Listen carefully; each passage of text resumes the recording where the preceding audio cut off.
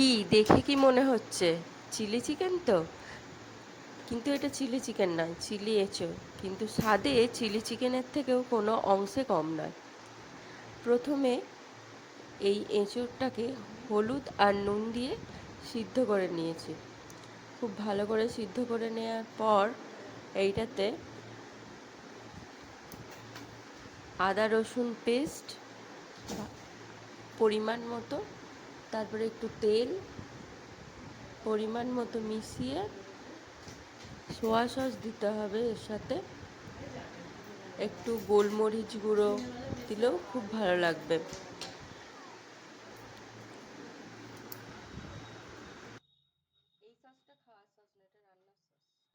1.5 চামচ মতো সোয়া সস দিতে হবে।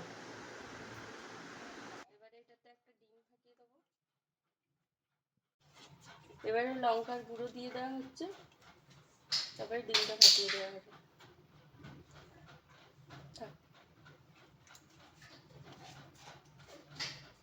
দরজাটা খুলে দে, আলোটা তো পড়ছে না।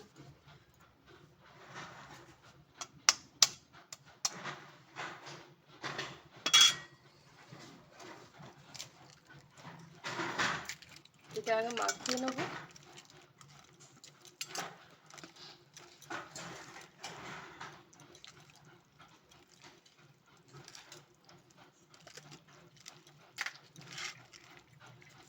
এরপরে 2 চামচ কর্নফ্লাওয়ার দিয়ে দেবো।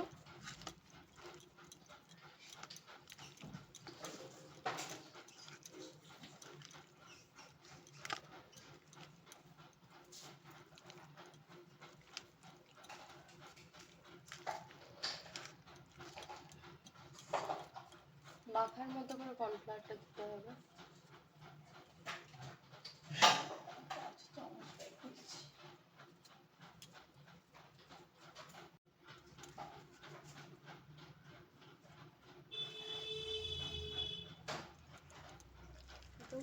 আর 1 চামচ।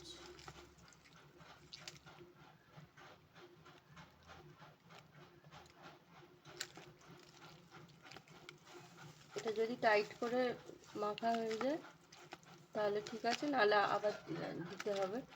2 চামচ ময়দা দিয়ে দেবো।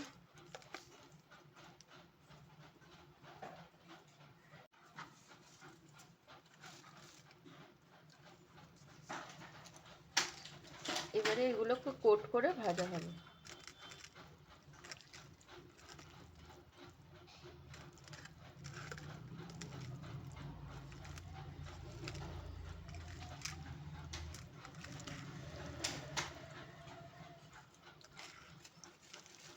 দেবো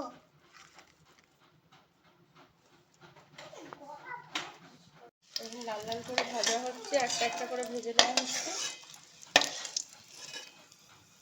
যতগুলো দেয়া যায়।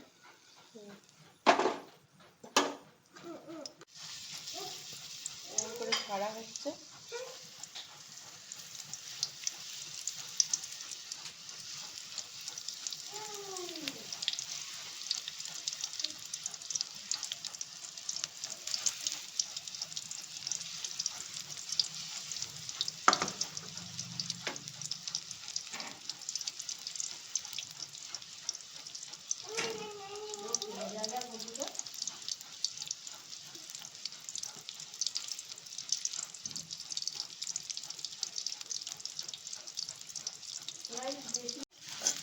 এরকম করে ভাজা হয়ে যাচ্ছে, হালকা লাল লাল। এবারে তুলে নেওয়া হবে।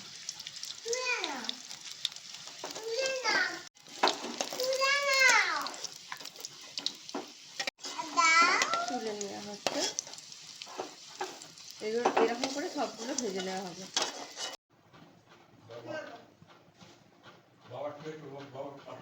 ঘুমিয়ে পড়েছে।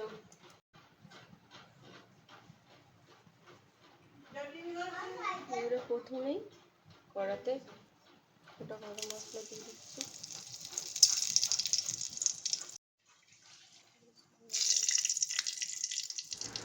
গোটা গরম মশলা প্রথমেই দিয়ে দেওয়া হয়েছে, তারপরে শুকনো লঙ্কা, সেটা স্বাদ মতো।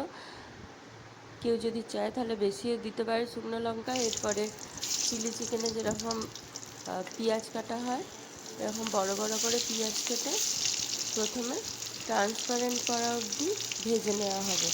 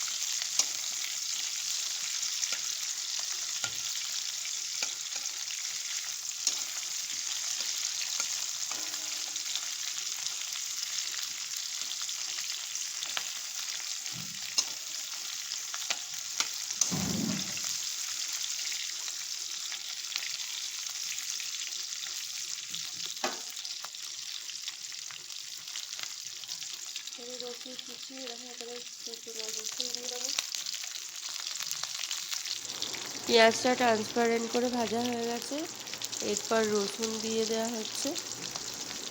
রসুনটাকে ভালো করে ভেজে নেব।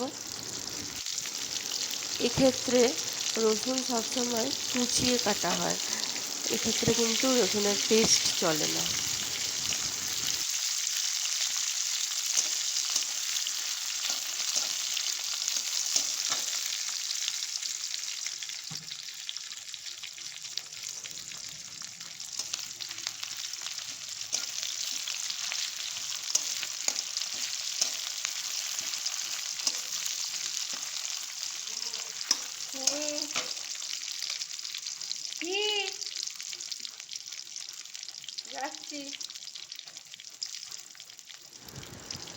এরপর পেঁয়াজের মতো ক্যাপসিকামটাকেও কেটে ক্যাপসিকাম দিয়ে দেওয়া হলো।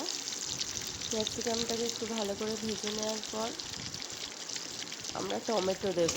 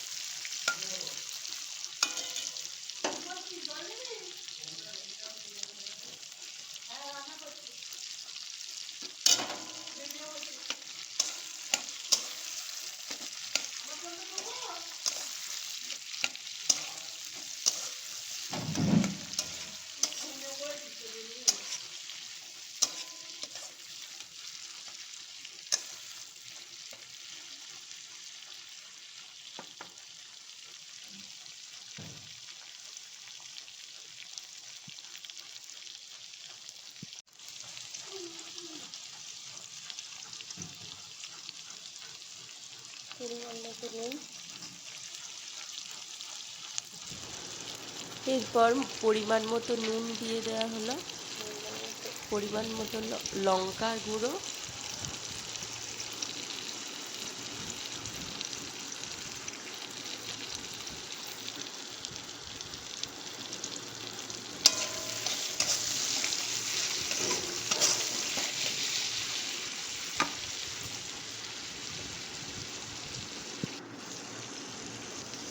তারপর একটু স্বাদ মতো চিনি দিয়ে দেওয়া হবে।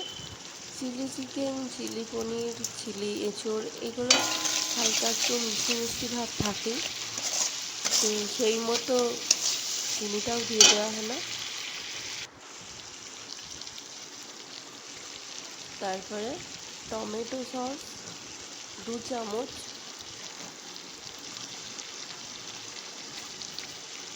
আর সোয়া সস 1 চামচ, আর চিলি সস 1 চামচ মতো দিয়ে দেওয়া হলো।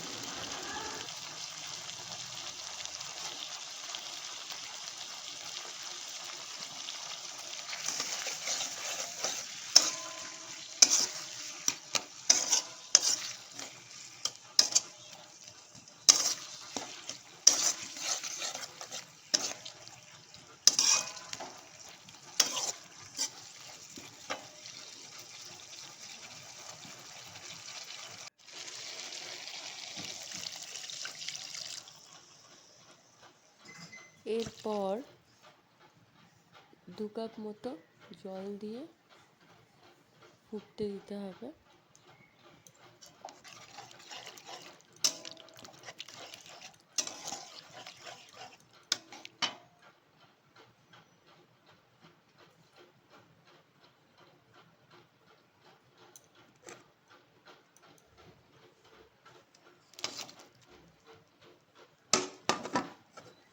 তারপরে যে এঁচোড়টাকে ভেজে রাখা হয়েছিল সেটাকে দিয়ে দেওয়া হলো কড়াতে।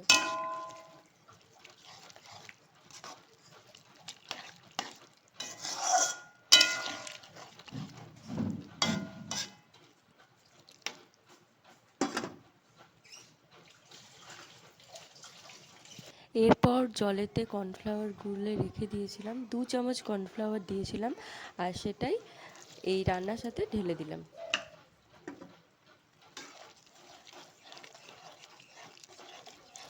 এরপর খানিকক্ষণ নেড়ে নিতে হবে।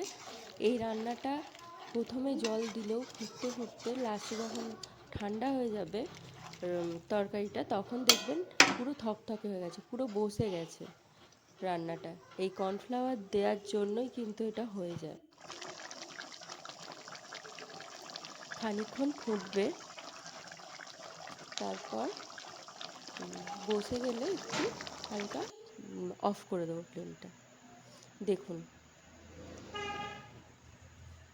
রান্নাটা নামিয়ে নেওয়ার পর কতটা সুন্দর হয়ে গেছে, জলটা পুরো টেনে নিয়েছে, দারুণ লাগছে। আর সত্যি খেতেও অপূর্ব লাগছে, ভাত রুটি সব কিছুর সাথেই এটা একদম মানানসই।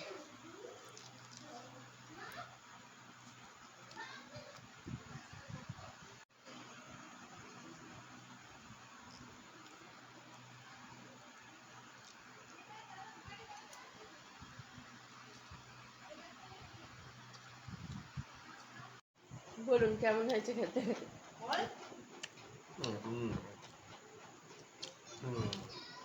মনে হচ্ছে ওটা কি জিনিসটা, কি চিকেন কি অন্য কিছু?